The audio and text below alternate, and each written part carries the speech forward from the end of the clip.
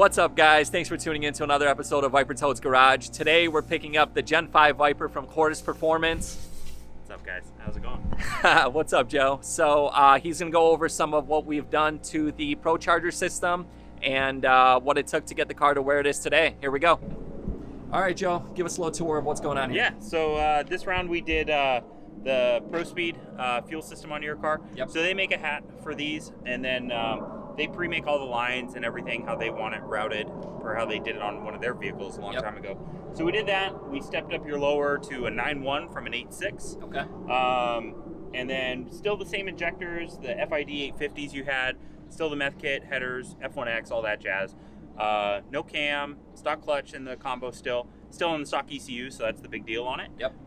This round it went from, what did it make, like 860? It was 860, 740 on the last round. Yeah, so 860, and then this round it picked up right at about 2-ish pounds of boost. Yep. And it made 1,015. Yep. This round, the big 2 pounds of boost, it didn't fully do it. The big one is the fact that it's got ethanol in it, so you can get a little bit more aggressive, especially down low and in the mid-range where the meth wasn't spraying. Yeah, that's what it seemed like. On the dyno graph, it seemed like it picked up a lot of mid-range. That's where you're going to notice it the most, man. Okay, yeah. It's going to be pretty drastic. Yeah. It's a ton of fun. Okay. Yeah, I know. You took it for a spin, right? Yeah. Yeah, pretty wild. I'm very glad you have some 18s coming, because third gear, like, it just wouldn't hook at all. Yeah, yeah. So. Yeah. All right, well, I'm going to show you guys a little bit of the engine bay, check out the fuel system, and see what you think. Yeah, absolutely. All right, guys, just showing you under the engine bay of the Gen 5. So as you can see, it's got the 4 fuel rails. We stayed with the 750cc injectors. Joe knows that with the meth injection, it was going to be enough fuel. I was a little worried that the 750s weren't going to be enough fuel, that we were going to have to upgrade to something like the 1050s. Is it still good on fuel, or is it pretty much at the max? It's good. What's helping you is the fact that you're on 50% ethanol. Yep. It's not full E. Yep. And the E station next to you is always 50. Yep. That with the meth is giving you more than enough octane, so that's why we're able to stretch it a little bit further comfortably. That makes sense. If you didn't have the meth, yes. Or if you wanted to run full E, you need to go a little bit bigger. Right. But full E is not going to make any more power, so it's kind of irrelevant. Oh, okay. On the street, obviously you're not doing any 0 to 180 pulls and crazy stuff like that, so E50, no problem. When we go running at Street Car Takeover, we'll probably blend in some good E with maybe a little bit of extra, just in case. Yep. Not that I'm thinking something bad's going to happen, but you don't want it to have to pull timing if it doesn't have to at an event. Right, of course. On the street, who cares if it has to pull 1 or 2 degrees? Yeah. On the street, if it's down 20, 30 horse, no problem. But at an event, you want all everything. the horses. Yeah, you want everything. Yep. I can't wait. I wonder, we'll see down the road if this car stays stock ECU, or if in a year or two we go to Motec.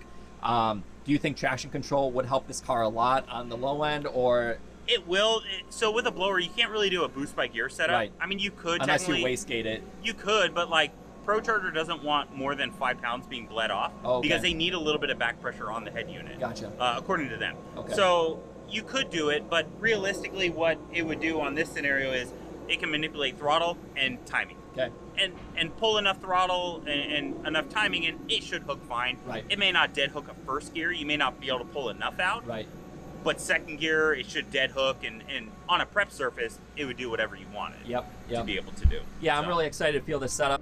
All right, let's talk about the belt on this car. So you said at first, the first belt we put on this thing had a little bit of issues. You guys had to put on a little bit tighter belt. What exactly was the problem with the Prospeed system? Yeah, so where the tensioner sits is, so imagine you have your main belt drive, your serpentine belt, drives your water pump, alternator, all that. Yep. You have your blower belt in front of it. Well, the tensioner body is sitting kind of in between your serpentine belt. Yep. So as that tensioner is coming up, if it's not literally a perfect belt, that body will hit that serpentine belt and want to actually fold it up. Oh, wow, okay. Your other belt on your old pulley was the tightest we could get, and it had a few marks on the serpentine belt. Oh, okay. So it was touching it a little bit as the belt stretched and grew and stuff. The first belt that, when we did the math of what the pulley change was going to be, like this one, the math checked out, it should be perfect. Yep. It went on, it was tight. During a pull, it had enough stretch that it would come up and like start to lift it off again. Oh, wow, okay. So we found one that was 0.3 inches shorter. Okay. In order to get it on, we had to undo the whole blower bracket, let it drop down, loop it around the crank, wrap it around, and I had to force it up. Oh, wow. While Brian put the bolts in. Holy crap. So it's super tight. It's a process, yeah. You know, there's another trick you can do where you take 2 trucks with like a ball hitch and like pull them apart to stretch the belt. Okay. But it's like, how do you gauge that? Right. You could overdo it. Right. And then ruin the belt. Right, so of course, it's one of those things. It's just the way it is. Yeah, yeah. But thank God we were able to get it on. Yep. And yeah, I'm really excited. I hope that the belt doesn't run into problems like a lot of the Prospeed systems have. I can see where they get tripped up because people will go with what they think is the right belt and have issues. Like your old combo, they had no idea what belt to run, or guys that had tried it were chucking belts left and right, and you never did. I've never chopped a belt. No. I think as we keep going on this one, I wouldn't be surprised if it didn't last over a year, just being honest. Yeah. But it kind of is what it is at some point. Right. You know, everything's a risk reward or trade-offs, and it's where you're willing to, you know, accept it. Right, of course. So, yeah, I mean, with any car that makes 1,000 wheel, you know, nothing lasts forever. I can't remake the Prospeed kit. Yeah, right. So. Well, yeah. Cool. Well, awesome. So again, guys, we're gonna go for a spin, let you guys get some feedback on how it feels on the road, and go from there. Thanks, Joe. You're welcome, man. So I'm about to take it on the first drive. Once I get a little comfortable with it, I'll take you guys, and I'm probably not going to do any crazy pulls. It's kind of chilly out here this morning. Tires, you know, they're not warmed up. I'd probably have to do 10 consecutive second gear burnouts to warm them up enough to do a pull, but I'll just give you guys some feedback of how it drives, and want you guys to see how nice a stock ECU Gen 5 that makes 1,000 wheel can drive, all thanks to Mortis Performance, of course. Thanks, man. I appreciate it. Yep. All right, thanks, Joe. We're going to get out of here. We're going to go for a drive and then report back how it feels. Stay tuned for the rest. All right, here we go. First startup on E50. Woo! Man, that's a lot quicker than I expected. I thought we'd be cranking for a while.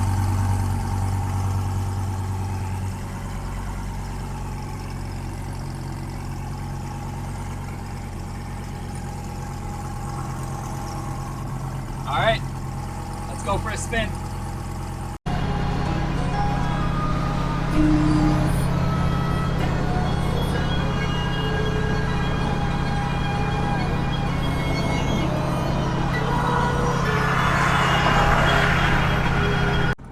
All right, guys, so finally got off the highway, did a couple third gear pulls. This thing freaking moves. I can't wait for the half mile. It pulls so hard, super smooth. And I didn't try any second gear pulls because I'm sure it's just gonna blow the tires off. But third gear was able to hook, and man, it was absolutely insane. So happy with it. It drives buttery smooth. You can't tell that this isn't a stock Gen 5 aside from how loud it is and the blower noises. Everything works exactly like stock. It's an unbelievable setup. If anyone's on the fence about doing the Prospeed F1X kit, let this car, you know, be one to show you that it's an amazing move. You won't be disappointed with it as long as you have the right tuner and right support to help install and make sure everything's working exactly how it should.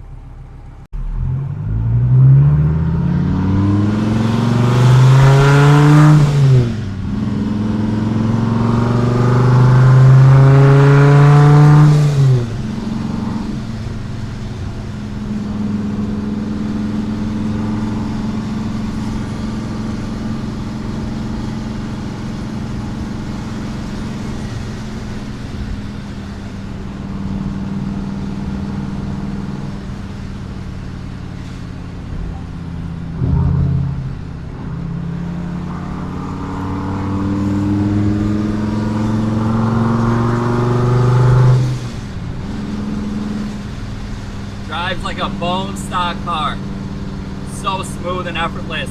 If anything, the blower makes it even better to drive just because it has so much power into every gear. You barely have to give it any gas. All right, guys, there you have it. Just got back to the office.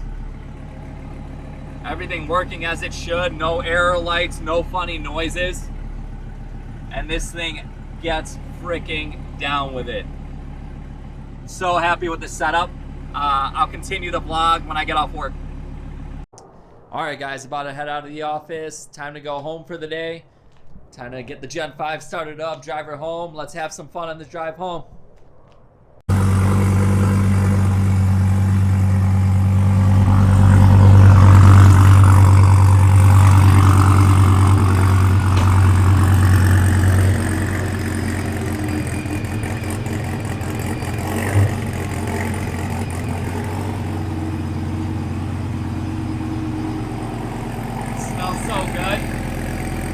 You guys can't smell it through the video, but it smells phenomenal.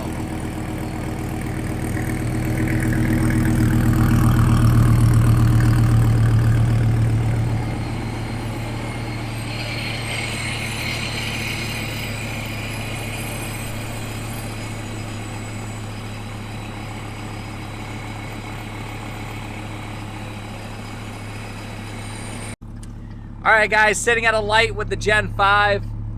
Just starting my drive home. Want to show you guys what it's like to drive an F1X Gen 5 VIPER in everyday traffic. Here we go.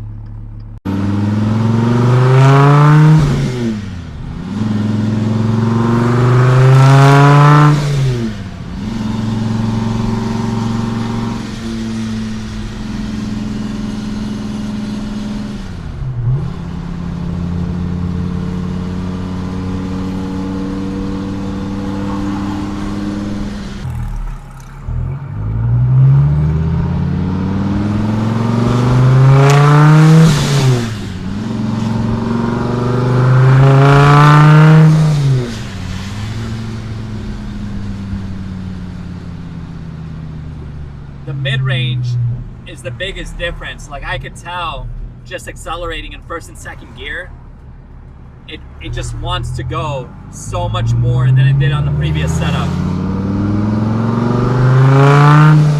Almost like it's getting into its efficiency range that much quicker. All right, guys, I just got home with the Gen 5. She ran flawlessly all day. I drove her home from I drove her to work from Cordis Performance, and then I drove home from work. And both times, not a hiccup, no check engine light, nothing like that, no limp mode. I did a bunch of second gear pulls to see if I can get it to bite in second gear with the 20-inch R888R on there. And unfortunately, no matter what I did, no matter how much heat I put in them, I couldn't get it to bite. 1,000 wheel is just a little bit too much for the 20-inch R888s. But I do have an 18-inch bead lock coming for this car. So as you guys know, I own VT Forge. So I have a VT Forge 10-spoke bead lock coming that's going to match my MV Forge wheels that I have on here. And the bead lock's going to have a 345/35/18 Toyo RR on it. So really excited for that setup. And then this car will be out at Streetcar Takeover, the November Phoenix event. So if you guys want to see it run, want to see it perform, come out to that event and say what's up. All right, guys. Well, that's it for this episode. Until next time, see you guys. Peace.